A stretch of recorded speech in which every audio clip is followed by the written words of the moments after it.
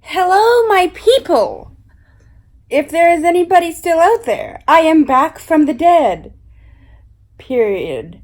Oh, geez, I am thinking like I am actually doing a blog post. Yes, I have been gone for a very long time. We know that. Moving on. I've just been living life. I have no excuse for why I abandoned this channel for so long. I decided, after the goings-on of last night, I needed to post a story time. So, shaky camera and all, here we go. Let's go all the way back and give you some backstory so that it's kind of not just random here. I got a new job.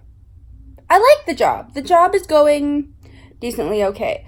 I did my 3-month evaluation. I passed. There's, whatever. Right after my 3-month evaluation, whether I took some leave right after it or in a week or in 2 weeks, I just needed a mental health break, a head rebooting, just a very, very simple, I needed a couple of days to myself, some Mindy time. I took it, and I probably took it way too late. I was already in just some really bad, situations. I have anxiety. I think I've, mentioned that before on this channel. And it is not just normal anxiety, right? Anybody diagnosed with anxiety kind of understands you get anxious about maybe a couple of things or everything. Mine is generalized. It's just how I am. I'm dealing with it. I've never really mentioned this about my apartment. I love my apartment. What I have gotten used to about my apartment and don't necessarily love is that my door gets tried multiple times a day, every day, especially at night, because of where my apartment sits and where the exit for the next floor is. So people often think that my apartment is the exit. Not an exit! Not an exit! I don't care if you're drunk or high or whatever. I have been drunk before, and I still know the difference between an exit and a door that has a number on it. But, okay, last night, it seemed that everybody and their dog, literally, was either banging on my door to be funny because they know that I live on the other side and I have CP, I have medical issues. I think we all know that. And I have attendants to come and help me. These people were playing with my door. I could not tell the difference between my attendant and random strange people who were just drunk trying to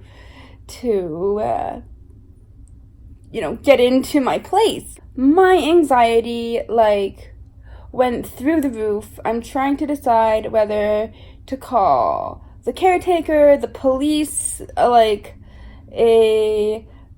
mental health, specialist, I'm trying to figure this all out. Meanwhile, I'm supposed to have a call with one of my attendants. And as far as I know, it's going to be my normal person who, answers phone calls and who knows me and just I just had to wait for the time of the call. Sorry, I have a bit of an itch. She decided to take the long weekend off. We have a long weekend here in Canada today, or not today, but it would be on Monday. What day it is, I am not sure. I just know that I don't have to go to work.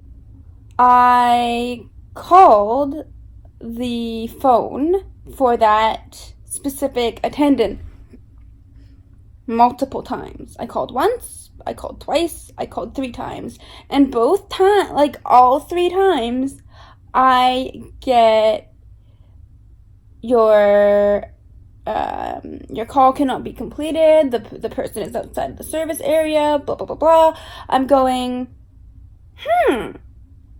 like, that's really strange, because they are supposed to pick up their phones. Like, that's literally part of their job. They can be fired if they don't. So I'm trying. No success.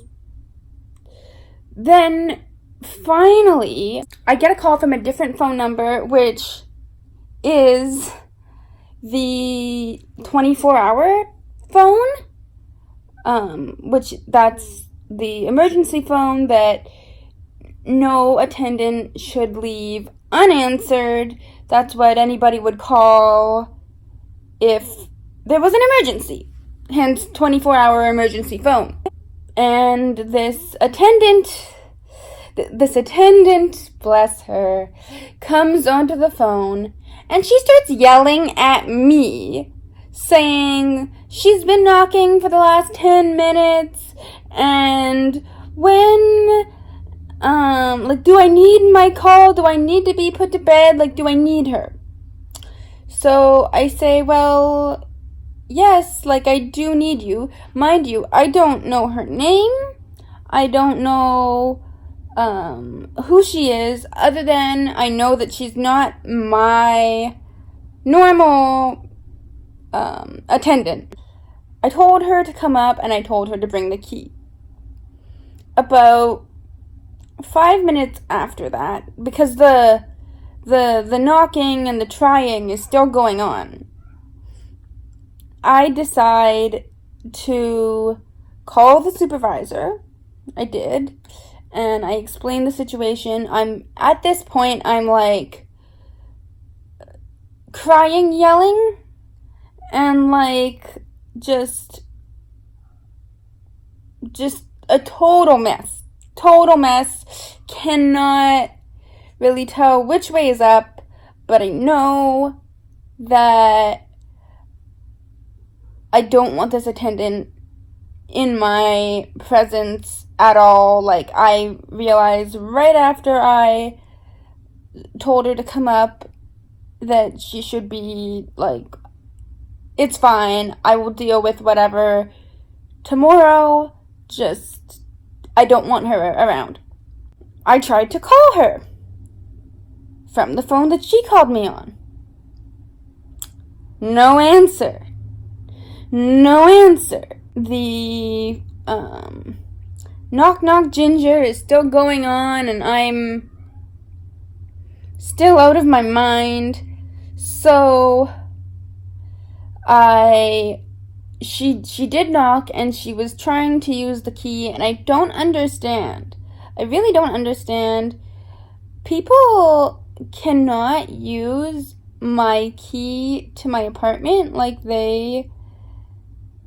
it's like a mental block. I don't know why they can seem to use any other key, but this key is different or something. It's just a normal key, people. I can put it in and get into my apartment, and I can take it out, and like, you should be able to use a freaking key, I think.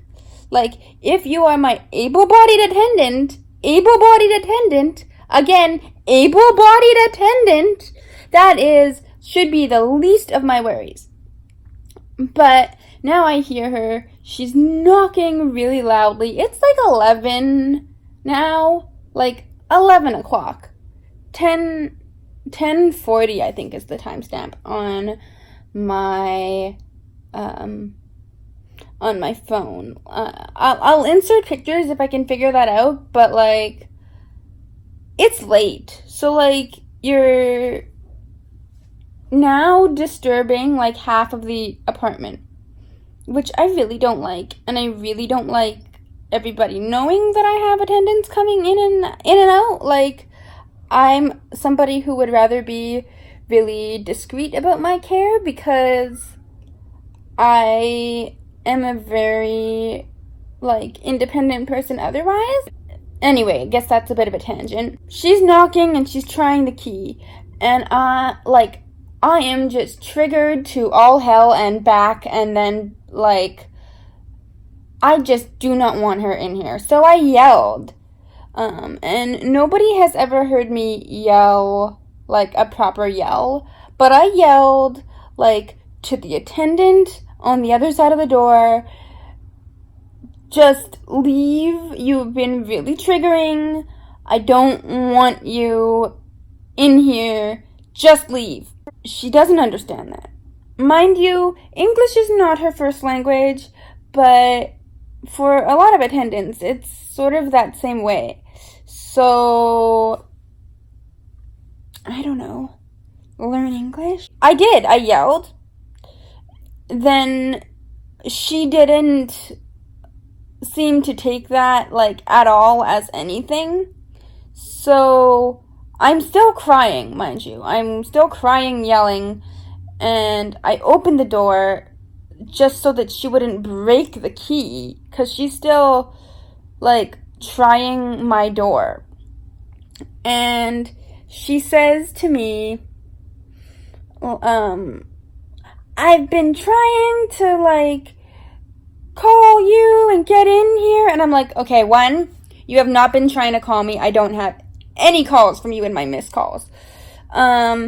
Two, if you have been knocking, the entire neighborhood has been knocking, so I don't know the difference between you and the entire neighborhood, and I am not going to look through my peephole because I watched a documentary on the mafia at one point, and they had said that the easiest way for someone to kill you is if you look through the peephole, they can shoot right through the peephole and right into your eye, and then you're dead. Because, of course, your eye and your brain, like, so close together. And I'm not about that. Like, no ma'am, no sir, just get away from me. So I told her, like, answer your phone. I have been calling you. Like, you just told me to come up. And I'm like, I know. And now I'm telling you to freaking leave. And then she starts saying, but Mindy, my tooth. Like, her tooth was hurting, so she couldn't answer the freaking phone to talk to me. And I said, I don't care about your fucking tooth. 'Cause your tooth was hurting? Oh, you know what? My finger, I smashed it in the hallway, and so now I can't work. Like, what the fuck? I'm sorry. You guys know that I really try not to swear. It's my new resolution, but no. Meanwhile, I have called, like, a crisis line, because, I mean, I have freaking people knocking on my door and trying my door. I have this attendant that, who knows, her tooth hurts, so she can't help me. I am just in a very, like, paranoid state, like, just anyway, because, like, though I know I'm not gonna lose my job, I might lose my job, and it's not a great space to be in. I told her to freaking leave. She did leave. I got on the phone with the the phone that I called, the phone number that I called, who are now trying to figure out like what's going on and trying to figure out like if I'm safe or not. All they hear is yelling and screaming. It took me God knows how long to be talked down from like whatever just transpired. While I'm talking to the people who are trying to talk me down, she is trying to call me multiple times, which are the first calls that I would have gotten from her because I didn't get any calls from her. But this would be the first calls I would have gotten from her. I don't know if she's trying to apologize, that's what I figure, or maybe she's just trying to cover her tracks. I don't know. But oh my God, like, ugh, I can't even. I don't know. But all I want is simple, really. I just want to know who is coming up when they are coming up. Like, is that such a hard thing to know? And I would like if I call the phone that I think is supposed to be like on or something, somebody answers, even if it's not the person who I will be seeing. Somebody answer your phone so I know what the heck is going on. I was pretty much up until past midnight, trying to compose like a email that would make sense to the like home care company people. I hope you guys kind of enjoyed that story time. I enjoyed just getting it off of my chest. And if you would like more story times that will hopefully be filmed better,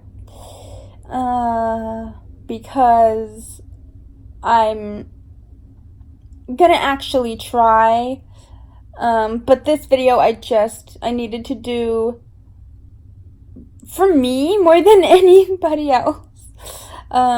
So if nobody watches this, I totally understand too.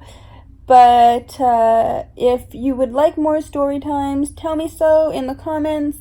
I am so sorry that I was gone for so long, but I now realize that YouTube and blogging are two of the things that really do help me, so I will be posting a whole lot more.